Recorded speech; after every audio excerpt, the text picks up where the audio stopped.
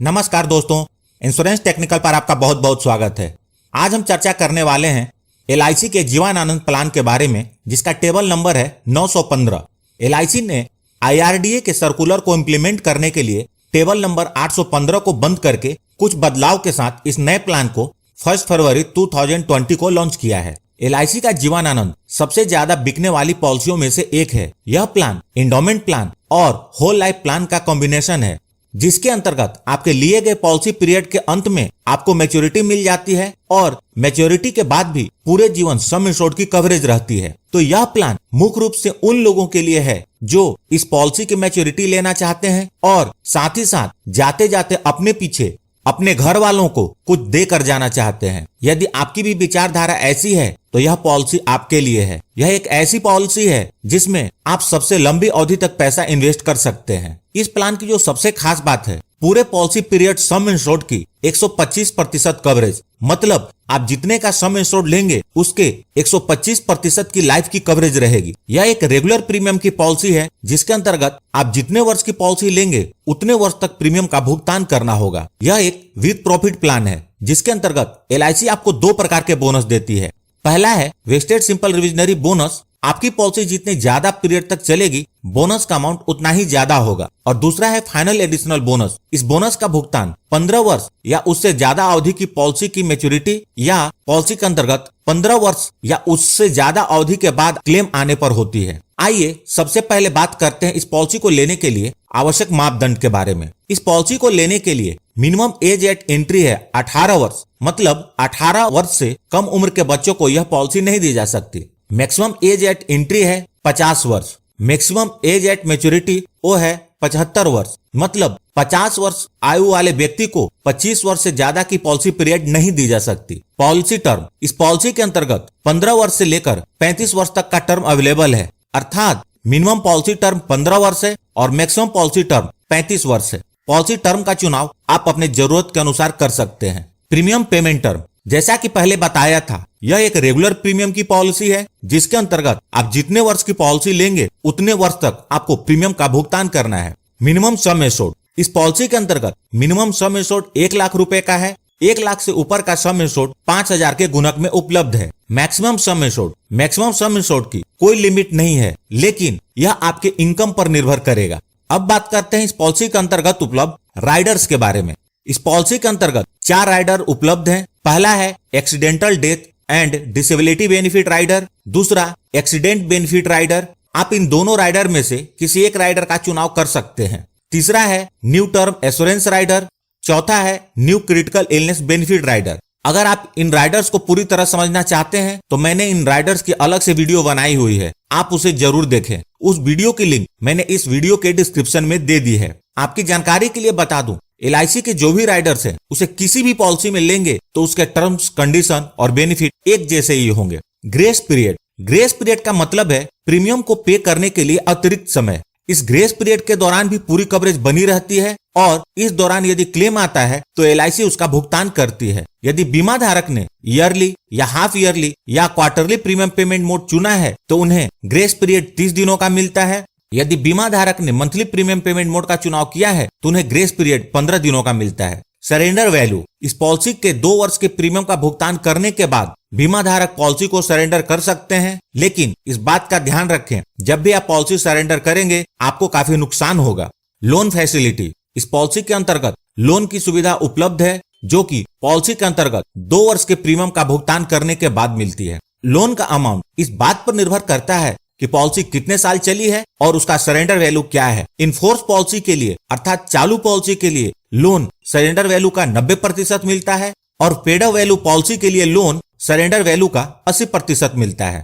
Revival of policy, revival का मतलब है बंद पॉलिसी को फिर से चालू करना। यदि आपने कुछ वर्षों तक पॉलिसी के प्रीमियम का भुगतान किया और उसके बाद प्रीमियम का भुगतान करना बंद कर दिया और आपकी पॉलिसी बंद हो गई, तो आप इस बंद पॉलिसी को 5 वर्ष के अंदर कभी भी बकाये प्रीमियम का भुगतान इंटरेस्ट के साथ करके फिर से चालू कर सकते हैं। पेड अप वैल्यू, यह इस पॉलिसी की बहुत ही अच्छी बेनिफिट है, जिसके अंतर्गत यदि बीमा धारक ने कम से कम 2 वर्ष या उससे अधिक अवधि के प्रीमियम का भुगतान कर दिया हो, उसके बाद किसी भी कारणवश प्रीमियम का भुगतान करना बंद कर दिया हो, तो भी इस पॉलिसी की कवरेज खत्म नहीं होती, बल्कि पॉलिसी के लाभ घटे हुए सम इंश्योर्ड के साथ जारी रहती है। दोस्तों, पेड अप वैल्यू की जानकारी बहुत ही जरूरी है। यदि आप पॉलिसी का प्रीमियम नहीं भर पा रहे हैं और इसे बंद करने की सोच रहे हैं, तो पहले पेड अप वैल्यू के बारे में जरूर जानकारी ले लें, उसके बाद अपना निर्णय लें। मैंने पेड अप वैल्यू के ऊपर अलग से वीडियो बनाई हुई है, उसे आप जरूर देखें। Settlement option for maturity and death benefit. इस पॉलिसी के अंतर्गत आपको मैच्योरिटी और डेथ बेनिफिट के लिए दो ऑप्शन उपलब्ध हैं। पहला है लमसम पेमेंट, जिसमें मैच्योरिटी और डेथ बेनिफिट का भुगतान एक बार में ही हो जाता है, अर्थात LIC पूरा पैसा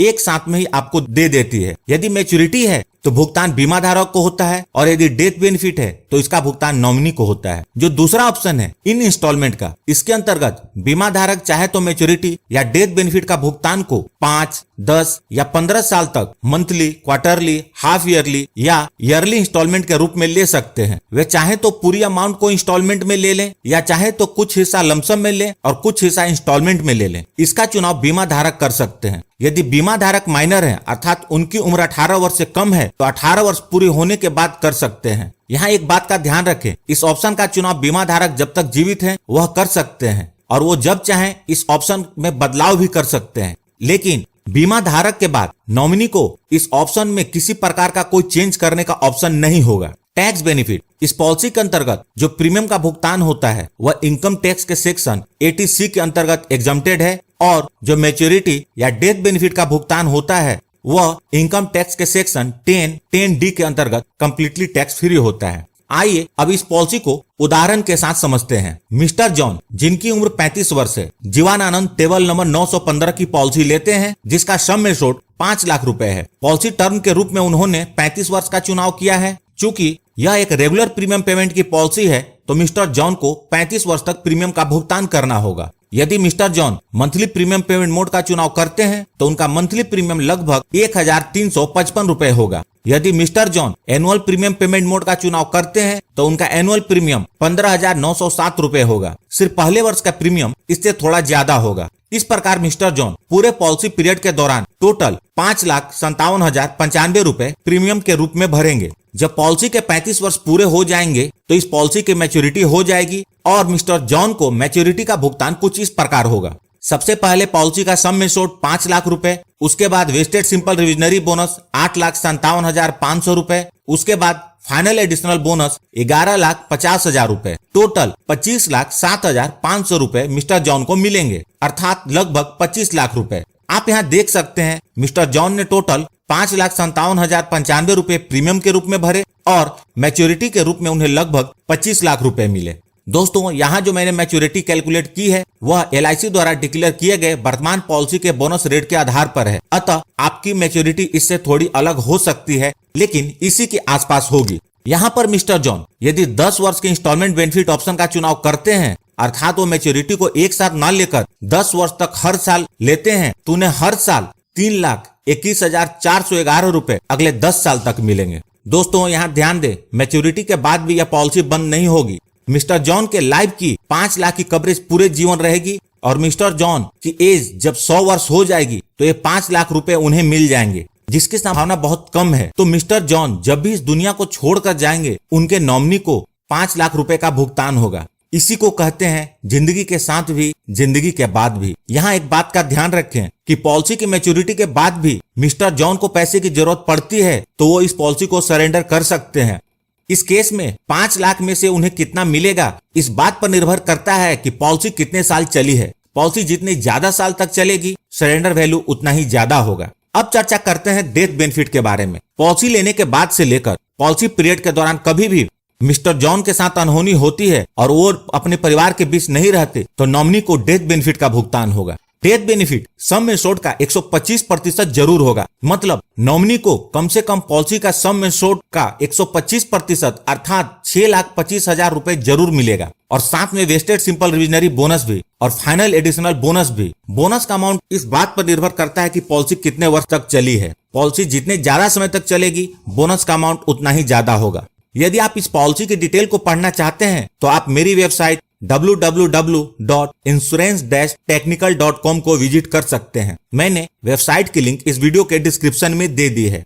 तो दोस्तों, यह थी जीवन आनंद टेबल नंबर 915 की जानकारी। यदि वीडियो अच्छी लगी हो तो इस वीडियो को लाइक करके मुझे प्रोत्साहित जरूर करें। और सबसे महत्वपूर्ण, यदि आपने इस चैनल को अभी तक सब्सक्राइब नहीं किया है तो कर लें और जुड़ जाएं हमारे साथ इंश्योरेंस प्रोफेशनल से इंश्योरेंस की जानकारी के लिए। और साथ में बेल आइकॉन पर भी क्लिक कर दें और ऑल सेलेक्ट कर लें, ताकि जब भी मैं न्यू वीडियो अपलोड करूं उसकी नोटिफिकेशन तुरंत आप तक पहुंच जाए। और अंत में अपना कीमती समय निकालकर इस वीडियो को देखने के लिए आपका बहुत बहुत धन्यवाद।